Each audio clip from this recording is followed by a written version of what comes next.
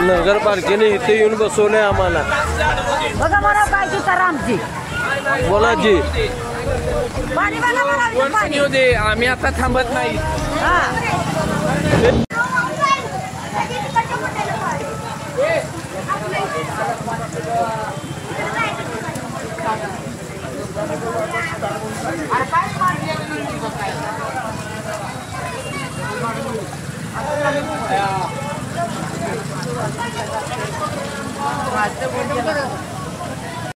पाहिलंत मित्रो, हा आहे पूर्वेचं इस्लामपूर आणि आत्ताचं उरण ईश्वरपूर, या उरण ईश्वरपूर शहराचा बाजार.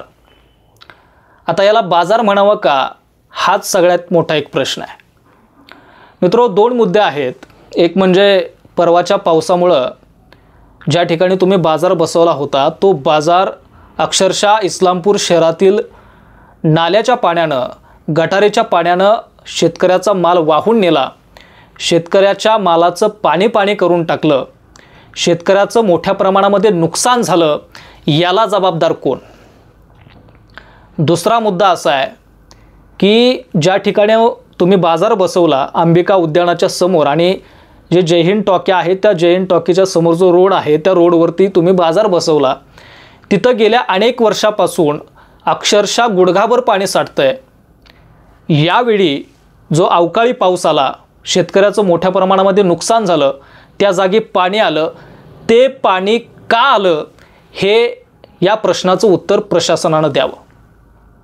आता ते उत्तर का द्यावं हे तुम्हाला सांगतो. अगोदर आपण पहिल्या मुद्द्यावरती येऊयात. मित्रो, सांगली जिल्ह्यामध्ये इस्लामपूर शहर हे अत्यंत महत्त्वाचं आणि प्रमुख शहर म्हणून त्या ठिकाणी मानलं जातं. कारण सांगली जिल्ह्यातून व्यापाराच्या दृष्टिकोनातून, व्यवसायाच्या दृष्टिकोनातून अनेक व्यापारी वर्ग असेल, अनेक नागरिक असतील, अनेक शेतकरी असतील, अनेक व्यावसायिक असतील, या इस्लामपूर शहराकडे त्या ठिकाणी धाव घेत असतात. पण मित्रो, त्याचबरोबर वाळवा तालुका जर का आपण बघितलं तर वाळवा तालुका हा शेतीपूरक तालुका आहे. ऊसासोबत शेतकरी बांधव अनेक पद्धतीची पिकं घेत असतो, अनेक पालेभाज्या घेत असतो, अनेक माळव्याचं पीक घेत असतो. त्याचा उदरनिर्वाह चालावा, त्याचं कुटुंब चालावं, त्याचं पोटपाणी पिकावं, यासाठी माझा वाळवा तालुक्यातील शेतकरी बांधव वेगवेगळ्या पद्धतीचं पिकं त्या ठिकाणी घेत असतो. पण मित्रो, या वाळवा तालुक्यातील शेतकऱ्याचं दुर्दैव म्हणावं लागेल, या शेतकरी बांधवाला साधी इस्लामपूर शहरामध्ये एक चांगली सुविधा असणारी नेटनेटकी बाजारपेठ उपलब्ध होऊ शकत नाही. याच्या एवढं दुर्दैव या वाळवा तालुक्यातील शेतकऱ्याचं नसावं. मित्रो, वाळवा तालुक्यातील शेतकरी हा प्रत्येक गावामधून वाड्या वस्त्यावरील शेतकरी बांधव जे काही त्यानं पिकवलेलं असेल ते गाठोड बांधून घेऊन या इस्लामपूर सारख्या शहरामध्ये येऊ पाहतो, एकच अपेक्षा घेऊन की त्याला चांगली आणि सुसज्ज अशी बाजारपेठ त्या ठिकाणी त्याला उपलब्ध होऊ शकेल. पण इथं आल्यानंतर त्याला कळतं की इस्लामपूर शहरामध्ये एक चांगली अशी बाजारपेठच मला उपलब्ध नाही आहे. त्याची प्रगती होणार कशी? आता तुम्ही इस्लामपूर शहरातल्या मार्केट जे आहे, बाजार मार्केट, त्याची अवस्था काय आहे तुम्ही बघा. तिथं चांगली व्यवस्था आहे का शेतकऱ्याला बसण्यासाठी? आता त्याचं काम चालू आहे किंवा हा भाग आपण सोडून देऊया. पण मित्रो, शेतकरी बांधव इस्लामपूर शहरामध्ये बसतो कुठं? व्यापारी बांधव इस्लामपूर शहरामध्ये बाजारासाठी बसतो कुठं? तर रस्त्यावर. ही काय जागा आहे शेतकरी बांधवाला बसण्यासाठी? रस्त्यावर तुम्ही बाजार भरवताय. हेच दुर्दैव आहे वाळवा तालुक्यातील शेतकऱ्याचं की एक चांगली बाजारपेठ सुद्धा उपलब्ध यांना करून देता येत नाही शेतकऱ्यासाठी. आज इथनं उठायचं तिकडं बसायचं, तिथनं उठायचं इकडं बसायचं. शेतकऱ्यानं फक्त तेवढंच करत बसायचं का?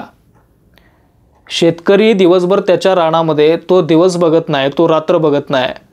दिवस रात्र शेतामध्ये आपल्या तो घाम गाळत असतो. त्यानं पिकवलेलं अन्नधान्य खाऊन, पीकपाणी खाऊन आपण जगतो. दिवसभराचं काम करायचं, शेतामध्ये राबायचं, 4-5च्या दरम्यान त्याच्या जनावराचं धारा पाणी बघायचं आणि मग जे काही त्यानं पिकवलेलं असेल ते गुंडाळून इकडं इस्लामपूर सारख्या बाजारपेठेमध्ये यायचं. का? तर आपला माल त्या ठिकाणी विकला जावा, कुटुंबाचं पोटपाणी चालावं. पण मित्रो, इस्लामपूर शहरामध्ये सध्या काय परिस्थिती आहे तुम्ही बघितलंत मगाशी व्हिडिओ. हा काय बाजार आहे? हे काय शेतकऱ्याची सुविधा आहे?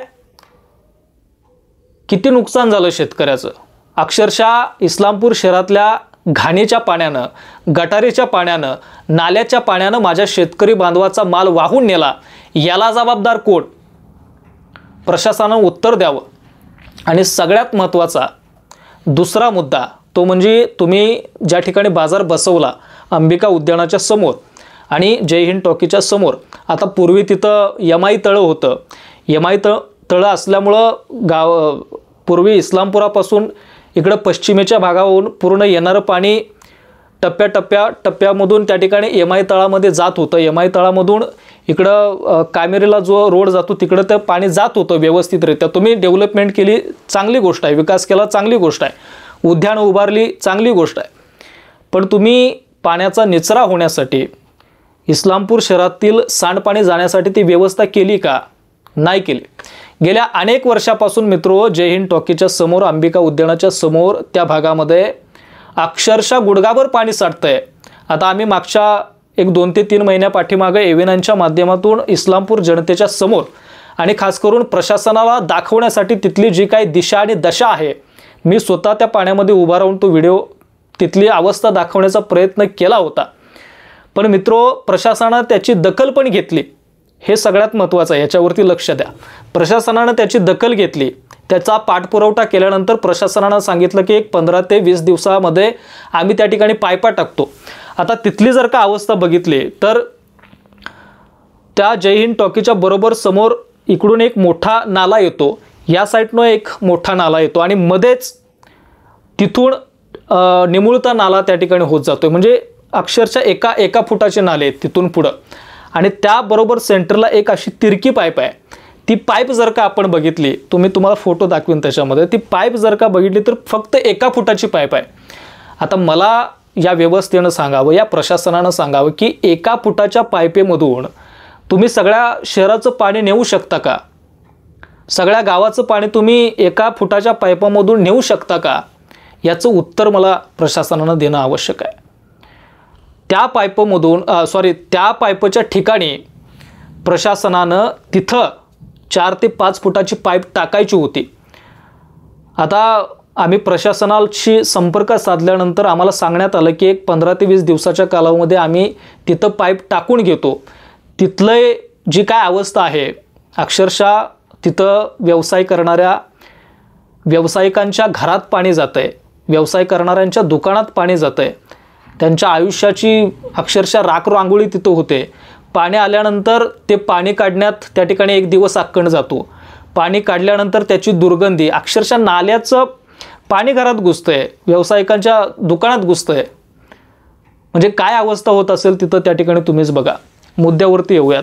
प्रशासनानं सांगितलं होतं की 15 ते 20 दिवसाच्या कालावधीमध्ये तिथं पायपा टाकतो. मला प्रशासनाला विचारायचं आहे, तुम्ही पायपा कुठं टाकलेल्या आहेत हे इस्लामपूर शहरातील प्रत्येक जनतेला त्या ठिकाणी तुम्ही सांगावं आणि आम्हाला पण ते दाखवावं. कारण आम्ही तिथं पायपा टाकलेल्या आहेत असं ऐकलेलं पण नाही आहे आणि स्वतःच्या डोळ्यानं त्या ठिकाणी बघितलेलं पण नाही आहे.